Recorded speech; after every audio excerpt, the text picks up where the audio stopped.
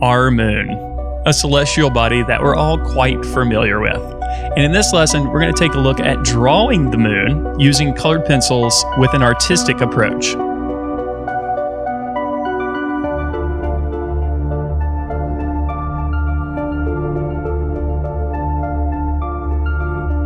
Hello there everyone, Matt here with thevirtualinstructor.com, and in this lesson we're going to take a look at drawing the moon using Luminance colored pencils by Caran d'Ache, and we're going to be working on black watercolor paper. The paper we're going to be using is black cold pressed watercolor paper by Stonehenge. Now in this lesson we're going to try to make our moon drawing a little bit more artistic, so we're not going for more of a scientific type of drawing where precision is paramount. We do want to make sure that we get all the larger craters in the right place, but we're going to manipulate the colors a little bit to make our drawing a little bit more interesting and artistic. Now, with that being said, let's go ahead and take a closer look at the materials, and then we'll dive into the process. For this drawing, we'll be using Caran d'Ache colored pencils. These are the Luminance line of colored pencils. These are wax-based colored pencils. And in my opinion, they're the brightest colored pencils you can use, and this is beneficial because we're going to be working on a black surface to create this drawing. And speaking of our black surface, we'll be working on Stonehenge black cold press watercolor paper. This is 140-pound watercolor paper. Now, since this paper is cold pressed watercolor paper, it has quite a bit of tooth, which is going to be great for layering colored pencils. Now let's go ahead and start with the drawing. I'm going to use a coaster or cup holder here, and it is a perfect circle, so I'm just going to use it to trace out the outlines of the circle. Of course, you can draw your own circle if you want, but this coaster is the perfect size and shape for what I need. And I'm going to use a kneaded eraser here to lift up the light lines that I made with a light yellow pencil. We want to see the edges of the circle, but we don't want the outlines to be there. We want the contrast and values that we add to the middle part of the moon to contrast with the values of the background here. So we don't want to see a strong edge.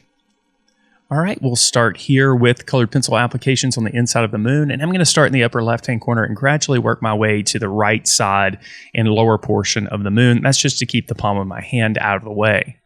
The first color we're adding here is Naples ochre, and you can see it's almost a cream color. You can also see how textured the surface of the paper is as we're applying these marks with a medium pressure. You can see I'm also leaving open areas for the craters, but I am going back in with the Naples ochre, just filling in the space a little bit. We're going to start developing contrast and value, even with these first initial applications.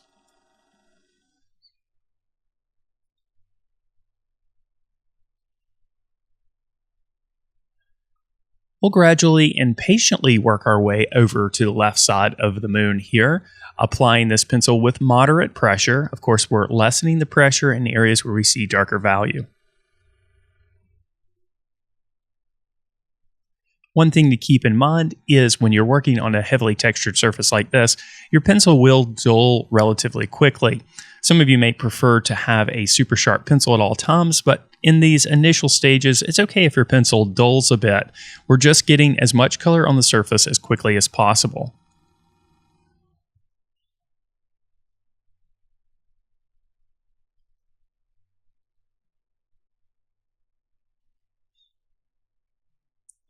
We can start to make little notes, per se, as we go through this process where we might see areas where meteors have hit the moon and shot out in different directions, creating these visible lines. We can go ahead and get an idea of where these lines are located and where these specific craters are located here in the early part of the process as well.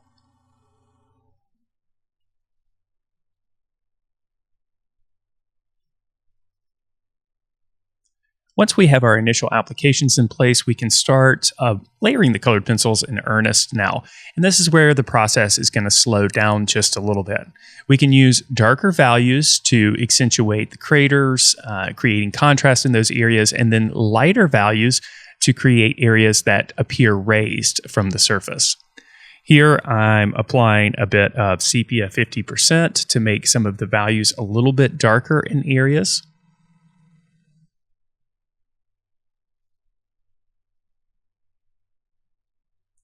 In raw umber, you can see here, this is raw umber 50%. is used to basically mute some of the colors in areas, creating middle values.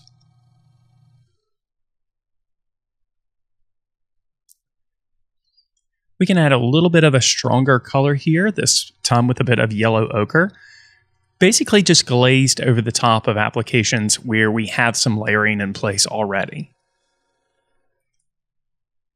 And then to make the values lighter, you can use a bit of primrose or a bit of that Naples ochre that we used early in the process.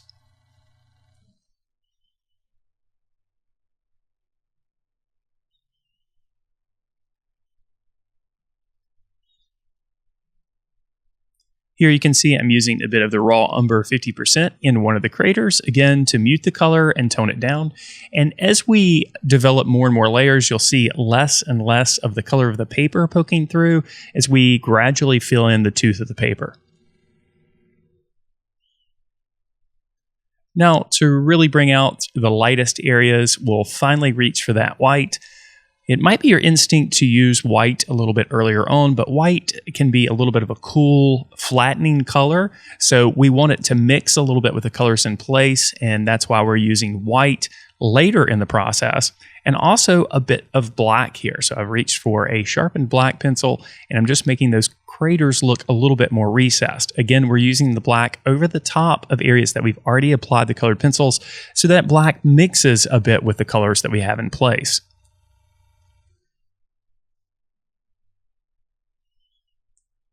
We'll continue with this process, working our way down the left side of the moon here. Again, this is raw umber 50%. And then back with a bit of primrose.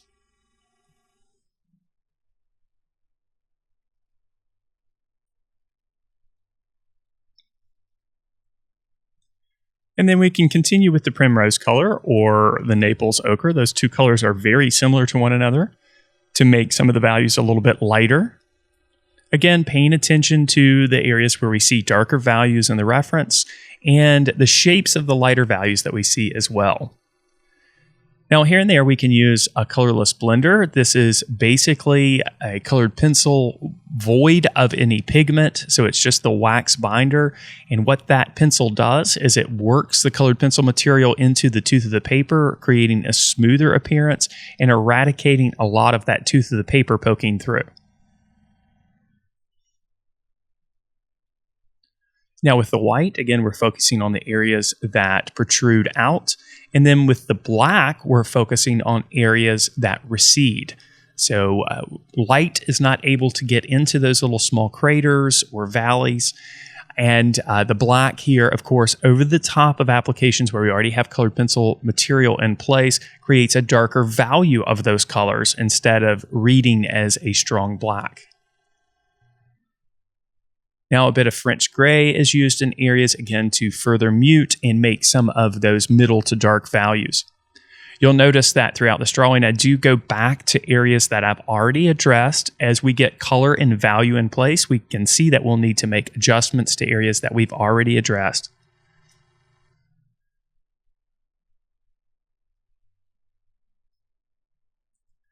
I've already mentioned taking your time and working slowly, but I can't reiterate this enough. Colored pencils are a medium that require time and attention to detail. So sit back, grab a cup of coffee, and just work slowly and enjoy the process.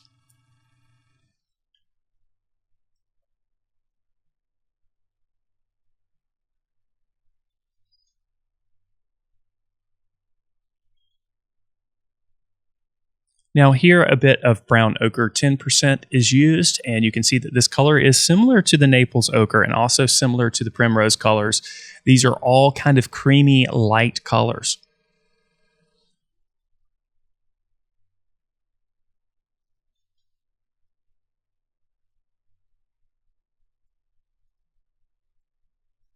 Then once we have a good amount of material on the surface, we can go back again with the colorless blender, again smoothing these applications and working the material into the tooth of the paper.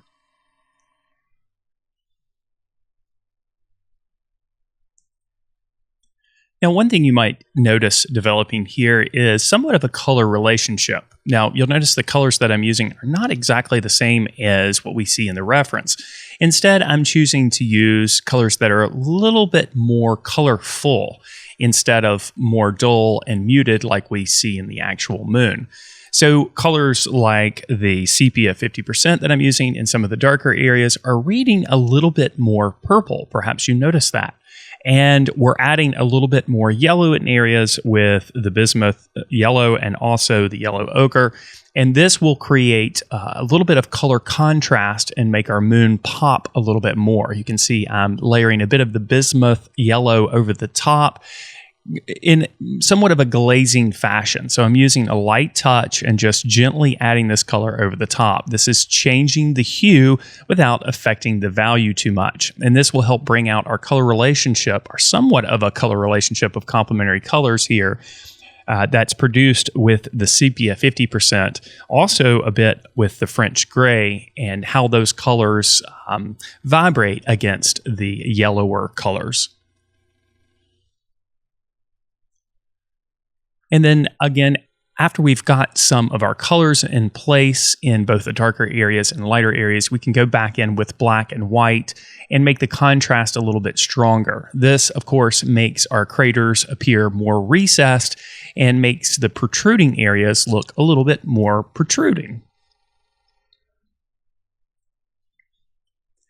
And as we work our way to the right side of the moon, we have a fairly good idea of our process in place, and we can move on to using the colorless blender a little bit quicker. You can see I'm using some of the darkness of the paper underneath with the colorless blender over the top. And the colorless blender, of course, smooths out the appearance, but it also moves some of that lighter value around. So the black of the paper is still showing through to a certain degree, but it does look like we've applied colored pencils with a layered approach in these areas thanks to the colorless blender.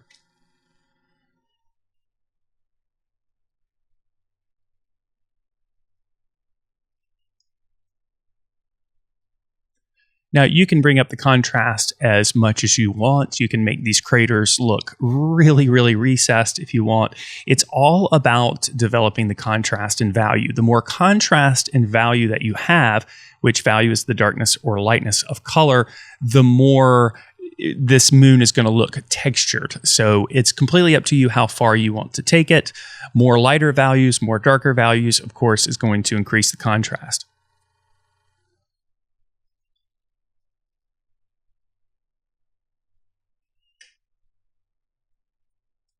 From this angle, you can really see some of that color contrast that's happening, where we're seeing some of those purples and yellows. You can also see how in the areas where I've blended with the colorless blender over the black, how those areas appear a little bluish.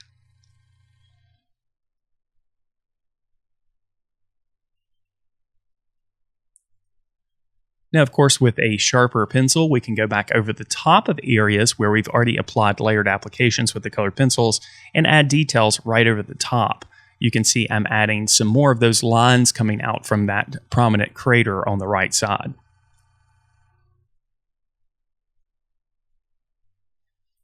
Then we'll continue working in some of the shadows here with a bit of sepia, 50%.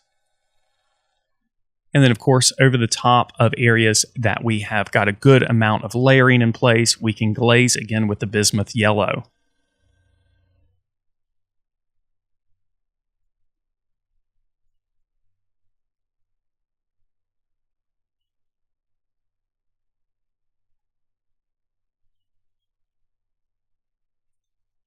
Hopefully you can see at this point how much more color I'm trying to bring into this colored pencil drawing in comparison to the actual subject. Now, when in your own colored pencil drawings, I would always suggest that you try to do that. Try to look for little clues of color here and there, even in shadowed areas, and try to bring out more of the color or hue that you see. Of course, what's most important is getting the values accurate. So those are the darks and the lights. And if you get the values accurate, then you can make your drawings any color that you want, and it will still be readable for your viewer.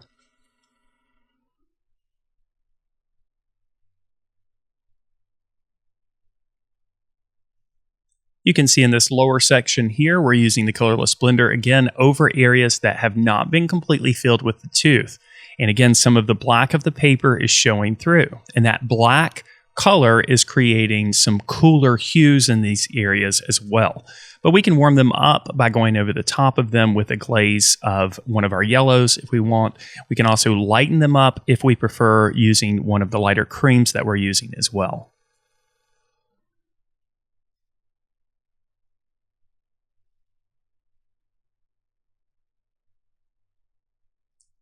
And you can see how easily we can apply additional colored pencil applications over the top of areas that we have burnished essentially with the colorless blender.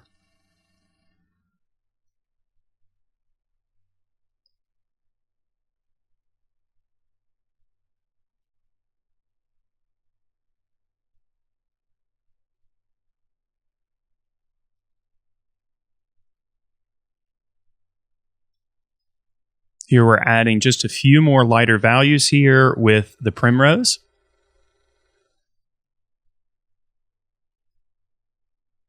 And of course, some additional details here as well, because we have contrast and value.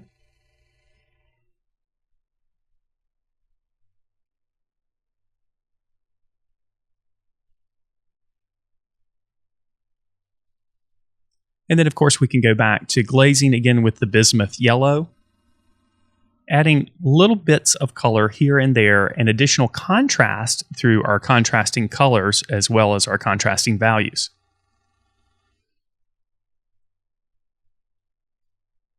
And from this angle, you can see just how colorful the moon is that I'm drawing, and it's quite a bit different from the reference, which is completely acceptable.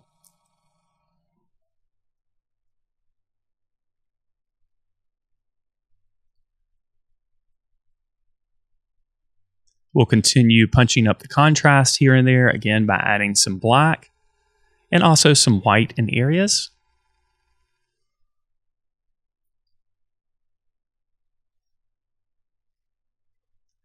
And now we can look over our drawing and find areas that need additional burnishing.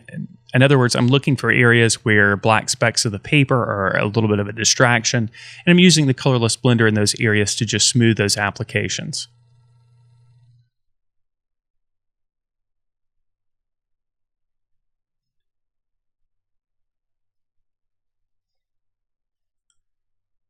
Now, finally, with the white, we'll add a few more light values and lighten up some of the areas that we already have in place. You can see at this point, some areas of the drawing are already filled in with tooth. And then lastly, we'll use a kneaded eraser to clean up the edges. And now our colored pencil drawing of the moon using Luminance pencils by Karen Dash on black watercolor paper is complete. Thanks so much for watching this video. Hope you enjoyed it. I hope you were able to pick up a couple of things here and there. Make sure you subscribe to the channel, guys. Give this video a like. And as always, I wish you all the very best in your artistic success.